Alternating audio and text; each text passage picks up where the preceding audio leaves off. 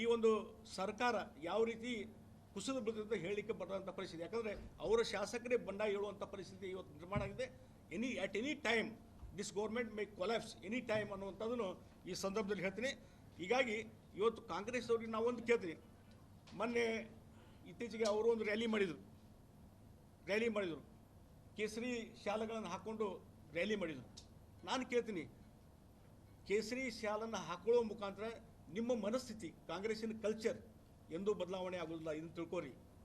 ಜನ ಕೇಸರಿ ಶಾಲೆ ಹಾಕಿದ ತಕ್ಷಣವೇ ಜನ ನಿಮ್ಗೆ ಮರಳಾಗೋದಿಲ್ಲ ಅನ್ನುವಂಥದ್ದನ್ನು ನಾನು ಇಲ್ಲಿ ಸ್ಪಷ್ಟೀಕರಣ ಹೇಳ್ತಾ ಇದ್ದೀನಿ.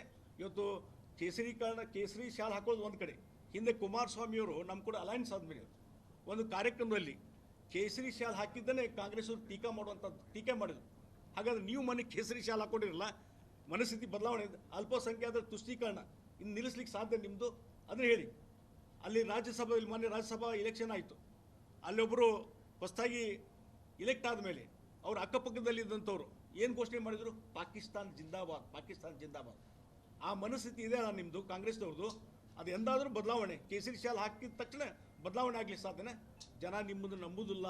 ಮತ್ತು ನಾವೊಂದು ಇಲ್ಲಿಗೆ ಸ್ಪಷ್ಟವಾಗಿ ಕೇಳಬಯಸಿದೆ ಕಾಂಗ್ರೆಸ್ ಅವ್ರಿಗೆ, ಏನಂದರೆ ಭಾರತೀಯ ಜನತಾ ಪಾರ್ಟಿ ಸರ್ಕಾರ ಇದ್ದಾಗ ಈ ಒಂದು ಗೋಹತ್ಯೆ ನಿಷೇಧ ಕಾನೂನು ನಾವು ತೊಗೊಂಬಂದ್ವಿ, ಗೋಹತ್ಯೆ ನಿಷೇಧ ಕಾನೂನು. ಮತ್ತು ಅದೇ ಸಂದರ್ಭದಲ್ಲಿ ಭಾರತೀಯ ಜನತಾ ಪಾರ್ಟಿ ಸರ್ಕಾರ ಇದ್ದಾಗ ಮತಾಂತರ ನಿಷೇಧ ಕಾನೂನು ತೊಗೊಂಬಂದ್ವಿ. ಈ ಸರ್ಕಾರ ಬಂದ ಮೇಲೆ, ಸಿದ್ದರಾಮಯ್ಯ ಸರ್ಕಾರ ಬಂದ ಮೇಲೆ, ಖರ್ಗೆ ಅವರ ಮಗ ಪ್ರಿಯಾಂಕ ಖರ್ಗೆ ಭಾಳ ದೊಡ್ಡ ಧ್ವನಿಯಲ್ಲಿ ಹೇಳಿದರು, ಈ ಗೋಹತ್ಯೆ ನಿಷೇಧ ಕಾನೂನು ವಾಪಸ್ ತೊಗೊತೀವಿ, ಆಮೇಲೆ ಈ ಒಂದು ಮತಾಂತರ ನಿಷೇಧ ಕಾನೂನು ವಾಪಸ್ ತೊಗೊತೀವಿ. ಹಾಗತ್ತೆ ಅವತ್ತು ತೆಗೆದುಕೊಳ್ತಾ ಹೇಳಿದಂಥವ್ರು ಯಾಕೆ ಇನ್ನೂರು ತೊಗೊಂಡಿಲ್ಲ? ಯಾಕೆ ಆ ಹೆದರಿಕೆ ಸ್ಟಾರ್ಟ್ ಆಗಿದೆ? ನಾ ಇವತ್ತು ಕೇಳ್ತೀನಿ, ಇಲ್ಲಿದ್ದಂಥ ಸಚಿವರಿಗಾಗಲಿ, ಕಾಂಗ್ರೆಸ್ಸಿನ ನಾಯಕರಿಗೆ, ಸಿದ್ದರಾಮಯ್ಯರಿಗೆ, ಡಿ ಕೆ ಶಿವಕುಮಾರ್ ನಾ ಕೇಳಬಯಸಿದ್ರೆ, ಈ ಎರಡೂ ಕಾನೂನು ಬಗ್ಗೆ, BJP ತಂದಂಥ ಈ ಕಾನೂನು ಬಗ್ಗೆ ನಿಮ್ಮ ನಿಲುವು ಏನು? ಸ್ಪಷ್ಟವಾಗಿ ಇದನ್ನು ಹೇಳಿ. ಅದನ್ನು ಆ ಮತಾಂತರ ನಿಷೇಧ ಕಾನೂನು ಮತ್ತು ಈ ಒಂದು ಗೋಹತ್ಯೆ ನಿಷೇಧ ಕಾನೂನು ಅದನ್ನು ಮುಂದುವರಿಸ್ತಿರೋ ಅಥವಾ ತೆಗೆದು ಹಾಕ್ತಿರೋ, ಹಿಂದೆ ಪಡ್ಕೊಳ್ತೀರಿ. ಇದೊಂದು ಸ್ಪಷ್ಟೀಕರಣ ಕೊಟ್ಟರೆ ನಿಮ್ಮ ಸ್ಟ್ಯಾಂಡ್ ಏನು ಅನ್ನೋದು ಗೊತ್ತಾಗ್ತದೆ. ಆವಾಗ ನೀವು ಕೇಸರಿ ಶಾಲೆ ಹಾಕ್ಕೊಂಡಿದ್ದಕ್ಕೆ ಏನಾದ್ರು ಸಾರ್ಥಕತೆ ಬರಲಿಕ್ಕೆ ಸಾಧ್ಯ. ಈ ಸ್ಪಷ್ಟೀಕರಣ ಆಗಬೇಕು ಅನ್ನುವಂಥದ್ದು ಒತ್ತಾಯ ಮಾಡ್ತೀನಿ.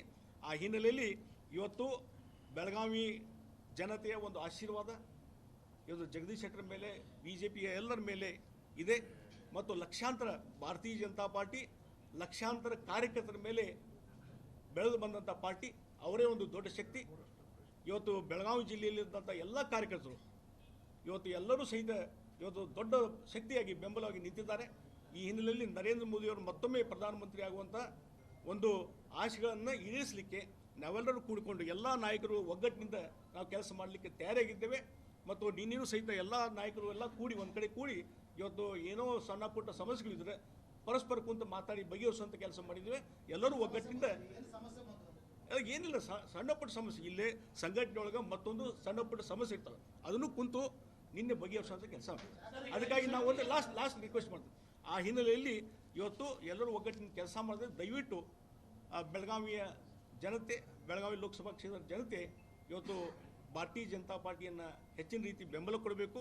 ಯಾವ ರೀತಿ ಹಿಂದೆ ಸುರೇಶ್ ಅಂಗಡಿಯವರಿಗೆ, ಶ್ರೀಮತಿ ಮಂಗಳಾ ಅಂಗಡಿಯವರಿಗೆ ಯಾವ ಬೆಂಬಲವನ್ನು ಕೊಟ್ಟಿರಿ, ಯಾವ ರೀತಿ ನರೇಂದ್ರ ಮೋದಿಯವರಿಗೆ ಆಶೀರ್ವಾದ ಮಾಡಿದಿರಿ, ಅದೇ ಆಶೀರ್ವಾದ ಇವತ್ತು ಜಗದೀಶ್ ಶೆಟ್ಟರ್ ಮೇಲೂ ಆಗಬೇಕು ಅನ್ನುವಂಥ ವಿನಂತಿಯನ್ನು, ಕಳಕಳಿಯ ವಿನಂತಿಯನ್ನು ನಾನು ಬೆಳಗಾವಿ ಜನತೆಯಲ್ಲಿ ಮಾಡಿ ನಾನು ಮಾತಾಡ್ತೀನಿ.